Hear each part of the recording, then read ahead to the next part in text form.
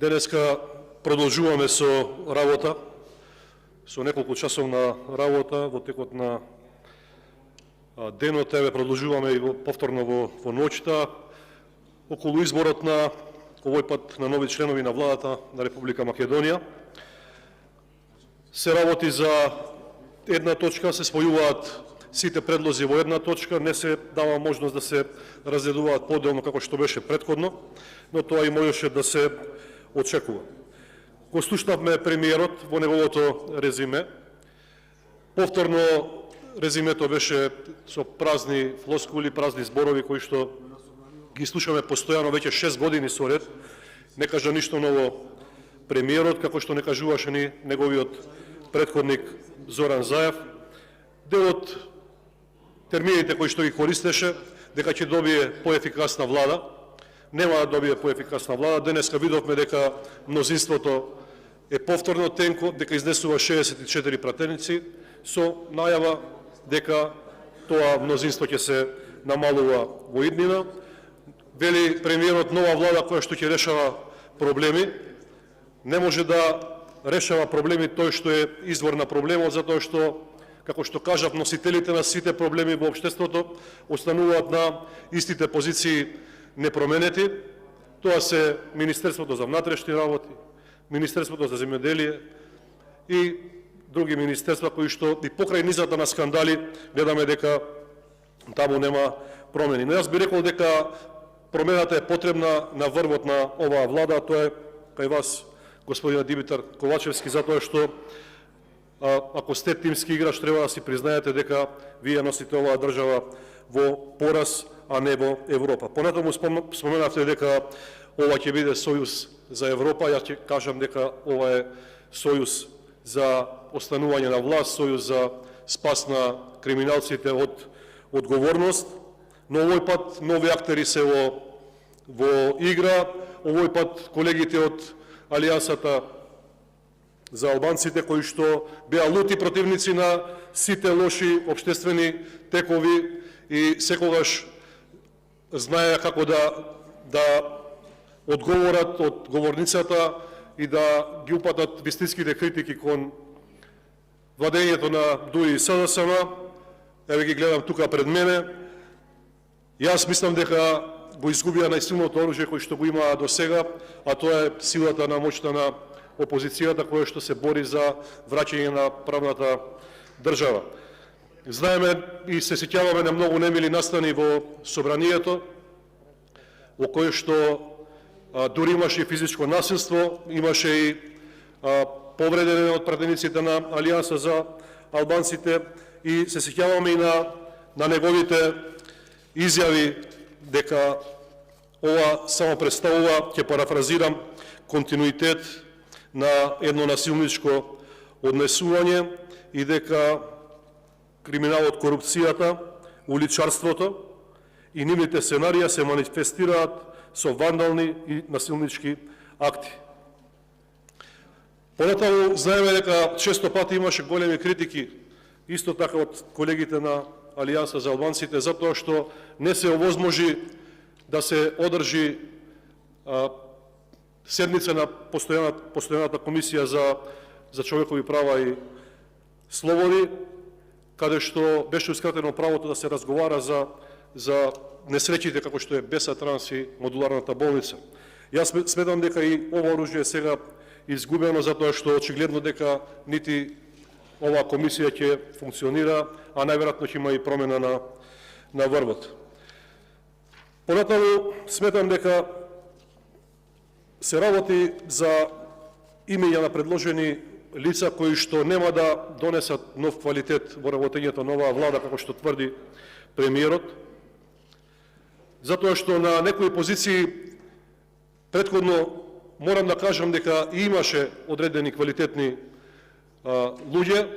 Например, господинот Тупанчевски за тој период за кој што беше министер, во неколку наврати успеа да покаже дека е критички, дека има критички осврт на состојбите во правото и дека пробува нешто да промени таму. Иако, кога ја презеде функцијата како министар за правда, ние веќе се соочувавме со огромни потешкоти во функционирањето на правото и на правната држава, што беше оценето од многу меѓународни организации. Знаеме дека довербата во правосудството од страна на граѓаните е многу висока недоверба. Знаеме дека и сите действија кои што продолжија понатаму едноставно не допринесуја да имаме подобро функционирање на правото. Исто така во своето резиме премиерот спомна дека ќе го врати редот и поредокот во државата и дека ќе се бори да не одведе како земја во Европската Унија. Апсолутно сметам дека ова ќе биде продолжеток на политиките кои што и до сега беа на оваа влада и дека нема да има никакви промени нити поместувања. Во однос на борбата против криминалот и корупцијата, она што е оценето од страна на меѓународните организации како најслаба алка во функционирањето на овој систем предводен од премиерот Ковачевски, морам да кажам дека тука не само што е Македонија лошо рангирана, туку е оценета од неколку меѓународни организации. Например, од World Justice Project се вели дека сме на 73-то место, односно дека во 2015 сме биле на 38-то место, значи имаме двојно влошување на состојбите.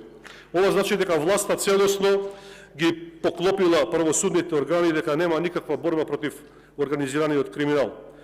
И затоа гледам и сведоци сме на наместени тендери, на матни сделки, на зголемување на богатството на функционерите на многу актуелни скандали кои што се појавуваат деновиве, како што е скандалот со вице-премиерот, кој што денеска имаше можност да одговори на прашањето, но сепак прашањето остана неодговорено, како е можно со не знам, една нормално работење и нормални примања се дојде до деловен простор на улица Македонија од 500.000 евра, а уште повеќе не одговори на прашањето каде се потрошени 160.000 евра, кои што начелно биле исплатени на хонорарци и за кои што и покрај барањето од страна на медиумите и за пристап до информација од јавен карактер, нема одговор за тоа каде се трошат стотици илјади евра народни пари.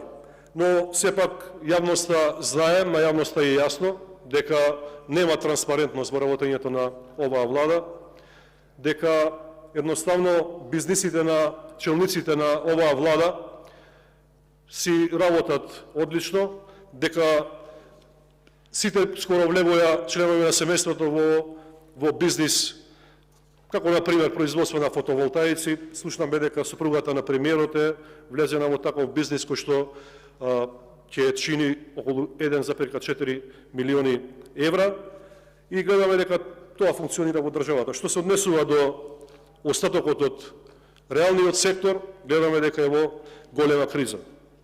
Генерално, можем да заклучам на крајот дека она што е кажано во експозето, дека нема да се реализира, останува премалку време за да се реализираат овие големи ветувања и како премиерот да заборава дека ова е континуитет на работењето на една влада, на Социјалдемократскиот сојуз и дека е 6-та година на власт.